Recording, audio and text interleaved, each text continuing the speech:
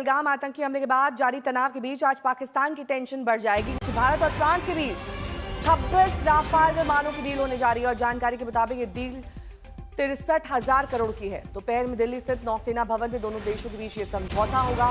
इस डील से भारतीय नौसेना की समुद्री युद्ध क्षमताओं में इजाफा होगा। मंजीत मेरे सहयोगी जुड़ गए हैं तमाम जानकारी के साथ। मंजीत, बेहद अहम डील और इसकी टाइमिंग भी ऐसी है कि इससे पाकिस्तान को थोड़ा बहुत खौफ जो था वो और ज्यादा बढ़ जाएगा।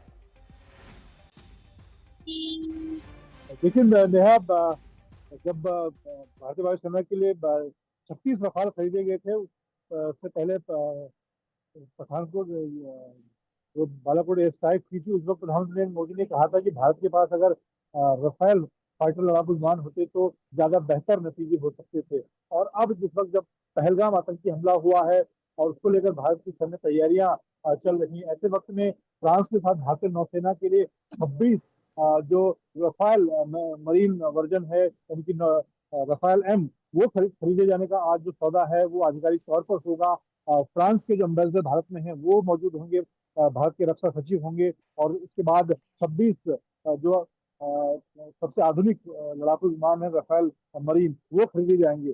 26 रफाल में 22 जो लड़ाकू विमान होंगे वो सिंगल सीटर होंगे, यानी कि और उसके अलावा 4 उसमें ट्रेनर फाइटर होंगे। इस तरह से अब भारतीय वायुसेना के बाद, इस वक्त भारतीय वायुसेना के बाद 36 रफाल लड़ाकू विमान हैं जो जो चंडीगढ़ माला में तैनात हैं, और अब भारतीय नौसेना के लिए भी 26 रफाल लड़ाकू विमान खरीदे जाने हैं।